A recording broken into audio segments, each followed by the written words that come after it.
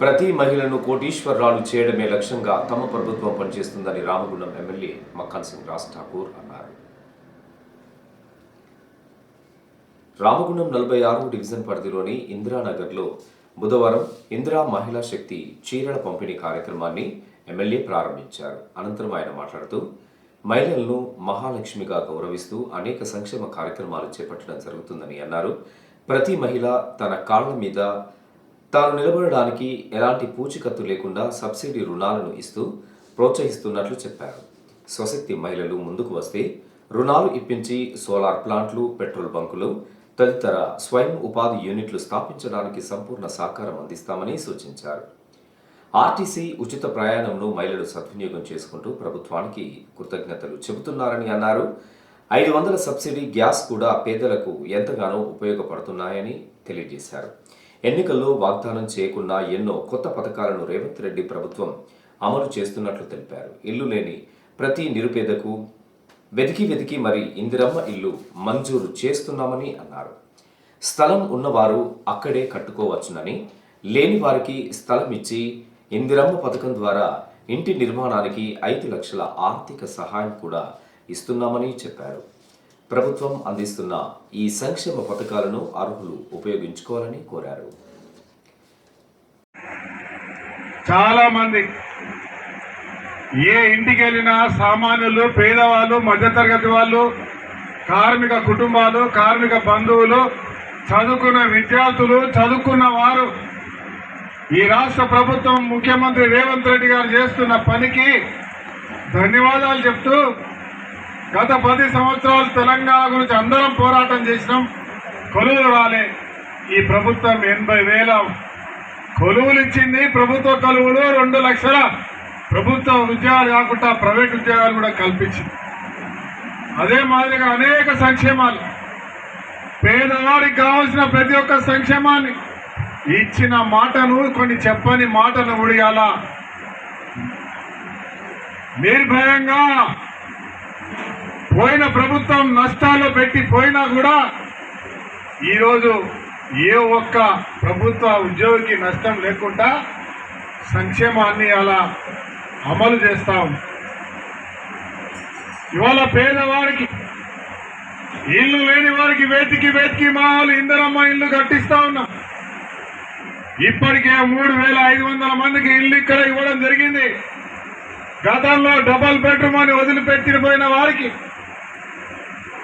900 ఇళ్లను మళ్ళీ కట్టకుండా పోతే కట్టి ఆ పేదవారికి మళ్ళా ఇచ్చే కార్యక్రమం ఈరోజు మేము చేయడం జరిగింది. కేవలం 2 సంవత్సరాల్లో ఈరోజు కూడా ప్రతి ఒక్క ప్రజాప్రతినిధిగా నిలబడ్డ కార్పొరేటర్లకు, నాయకులకు నేను నిరంతరం చెప్తా ఉంటా, వాడకెళ్ళండి.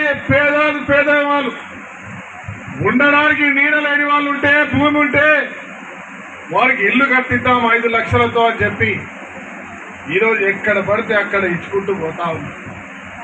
భూమి కూడా లేకపోతే నిరుపేదలై కనీసం భూమి లేకుండా కిరాయి కట్టుకోలేని పరిస్థితులు ఉన్న వాళ్ళు ఉన్నా కూడా గుర్తించండి. వారికి కూడా భూమి ఇచ్చి రాబోయే 2వ విడతలో ఇందిరమ్మ ఇల్లు 5 లక్షలతో కట్టిస్తామని చెప్పి అలా దళిత బహుజనులకు, ఎస్సీలకు 6 లక్షలతో ఇల్లు కట్టించే కార్యక్రమానికి ఇలా సిద్ధంగా ఉంది ఈ ప్రభుత్వం. మీ కుటుంబ సభ్యుడు రాజ్ ఠాకూర్ అని చెప్తా ఉన్నా. కార్యక్రమానికి అధ్యక్షత వహించిన మేయర్ మాంకాళి స్వామి మాట్లాడుతూ గత ప్రభుత్వ తరహాలో కాకుండా తమ ప్రభుత్వం నాణ్యమైన, మన్నికైన చీరలను పంపిణీ చేస్తున్న విషయాన్ని గమనించాలని సూచించారు. పేదలు ఎక్కువగా నివసించే ఇందిరానగర్ ప్రాంతంలో ఎమ్మెల్యే చేతుల మీదుగా మొదటగా చీరల పంపిణీ కార్యక్రమాన్ని ప్రారంభించడం పట్ల డివిజన్ ప్రజల తరఫున కృతజ్ఞతలు తెలిపారు. గత 30 సంవత్సరాల నుంచి ఇందిరానగర్ అనేది ఒక వెనుకబడిన ప్రాంతం.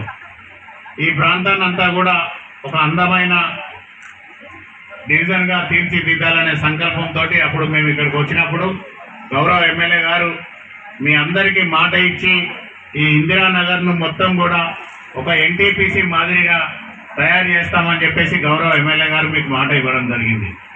దానిలో భాగంగానే ఒక్కొక్క పని మొదలుపెట్టి ఆ పనులన్నిటిని కూడా సంవత్సర కాలం పూర్తయ్యే లోపల ఇందిరానగర్లో ఒక రోడ్డు కానీ, ఒక డ్రైనేజీ వ్యవస్థ కానీ, ఒక కరెంటుకు సంబంధించిన వ్యవస్థ కానీ, ఒక మంచినీళ్లకు సంబంధించిన పని కానీ ఏది కూడా లేకుండా ఈ 46వ డివిజన్లో పూర్తి స్థాయిలో పనిచేస్తాం. పని చేయాలనే సూచన కూడా గౌరవ ఎమ్మెల్యే గారు నిత్యం కూడా ఇందిరానగర్ను చూసి వేరే డివిజన్ వాళ్ళు ఆదర్శంగా తీసుకోవాల్సిన అవసరం ఉన్నదని వారు చెప్పి సూచన చేసినప్పుడు దాని ప్రకారం ఈరోజు ముందుకెళ్తా ఉన్నాం. దానిలో భాగంగా ఈరోజు మీరందరూ చూస్తూ ఉన్నారు. దాదాపుగా మన డివిజన్కు సంబంధించి మొత్తం కూడా స్ట్రీట్ లైట్స్ అన్నీ కూడా దాదాపుగా 150 పోల్స్ ఉంటే ప్రతి పోలు కూడా ఈరోజు పెద్ద లైట్లు పెట్టి ఇక్కడ ఎలాంటి అవాంఛనీయ సంఘటనలు, దొంగతనాలు ఏం జరగకుండా ఈరోజు లైటింగ్ పూర్తి స్థాయిలో ఏర్పాటు చేయడం జరిగింది. మీరందరూ చూస్తూ ఉన్నారు. ఇది కాకుండా ఈరోజు చాలా ఈ గల్లీలలో ఎక్కడ కూడా కరెంటు స్తంభాలు సరిగా లేక, 5th వైర్ లేక, ఎక్స్టెన్షన్ పోల్స్ లేక, మిడిల్ పోల్స్ లేక ఇబ్బంది పడుతూ ఉన్నాం. గౌరవ ఎమ్మెల్యే గారి ఆదేశాల మేరకు ఈరోజు NPDCL వాళ్ళతోటి మాట్లాడేసి, డిఈ గారితో మాట్లాడేసి ప్రత్యేకంగా కార్పొరేషన్ తోటి పైసలు ఖర్చు కాకుండా మీరు చెప్పిన సూచనల ప్రకారం ఈరోజు దాదాపుగా 20 లక్షల రూపాయలు కేవలం కరెంట్ పోల్స్ 5th వైర్కు సంబంధించి ఈరోజు ప్రతి గల్లీ కూడా NPDCL వాళ్ళు పూర్తి స్థాయిలో గత 15 రోజుల నుంచి ప్రతి గల్లీలో కరెంటు పోల్ల వ్యవస్థ అంతా కూడా ప్రక్షాళన చేస్తా ఉన్నారన్న. ఏదైతే 5th వైర్ కావాల్సిందో అది కూడా ఎక్కడ కూడా లో పవర్ ఉండకుండా ప్రతి వాడకు గల్లీ కూడా పూర్తి స్థాయిలో ఫుల్ ఫ్లెడ్జ్డ్ గా 5th వైర్ ఏర్పాటు చేసి అన్ని గల్లీలలో కూడా 45 వాట్స్ సంబంధించిన లైట్స్ అన్ని కూడా ఏర్పాటు చేయడం జరిగింది. మీ సూచన ప్రకారం ఈ డివిజన్ ఏదైతే మీరు ఆ రోజు ఇందిరానగర్ చౌరస్తాలో మీటింగ్ పెట్టేసినప్పుడు NTPC మాదిరిగా ఈ టౌన్ మీరు చేస్తా అని చెప్పేసి మాట ఇచ్చారో ఆ మాట ప్రకారం ముందుకెళ్తా ఉన్నాం. దాదాపుగా అండర్ గ్రౌండ్ డ్రైనేజ్ కూడా తేజ 3 రోజుల క్రితమే ప్రారంభం చేసిండు. అది కూడా పూర్తి అయిపోతుంది. మంచినీళ్లకు సంబంధించిన వ్యవస్థ కూడా కంప్లీట్ అయిపోయింది. రోడ్లకు సంబంధించి ఒక 10-15 రోజులలో UIDF మీరు ఏదైతే ప్రత్యేక నిధులు తీసుకొచ్చిరో వాటి నుంచి ప్రత్యేకంగా తప్పకుండా ఆ DMFT నుంచి UIDF నుంచి పూర్తి స్థాయిలో రోడ్ల వ్యవస్థ కూడా వెడల్పుగా మీరు ఏదైతే 25 నుంచి 30 ఫీట్లు మెయిన్ రోడ్లు వేయమని చెప్పారో మీ సూచన మేరకు ఆ రోడ్లను కూడా అదే మాదిరిగా ఎస్టిమేట్ వేయించినాం.